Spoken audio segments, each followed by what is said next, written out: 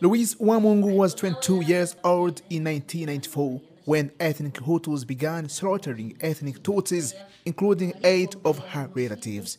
When authorities jailed the man who killed her cousin, she asked her brother, a prison guard, to take revenge.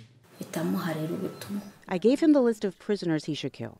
I told him, go and set up a scenario where you're taking them out for routine labor. After going out, shoot them. You will say that they were escaping. Wamung's brother refused to murder the prisoners. And in 2007, Ciprima Tabaro, the man who killed her cousin, was not only released, but became her neighbor.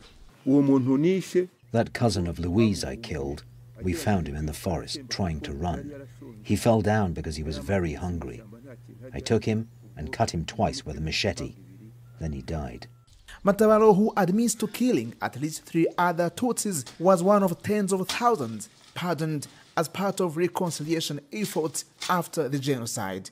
But moving into a village with his victim's family raised fears of further violence. Due to that fear we were imprisoned with, after arriving in the village I had the same worries, but another spirit told me the presidential pardon will help you in reconciliation. And I used to ask my children when they came to visit me in prison, is there any Tutsi who can talk with Hutu? But my children comforted me, saying Hutus and Tutsis share drinks and even marry. Indeed, the genocide perpetrator and victim eventually became friends. After he begged for forgiveness, he told me where he put my cousin's body. And I realized we had buried all the bodies that were where he said they would be. And I felt relaxed, because we never accept that a relative has died until you've given them a decent burial. Built by a faith-based group, Prison Fellowship Rwanda, the village of unity and reconciliation became home to 110 genocide-affected families like Matabaros and Owamongs.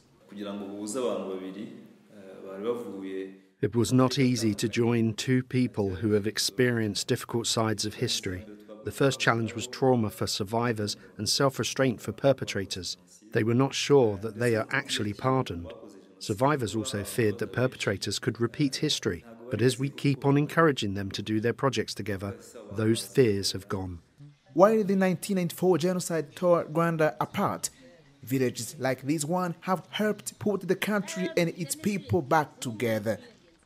Eugene Wimana for VOA News, Bugesera, Rwanda.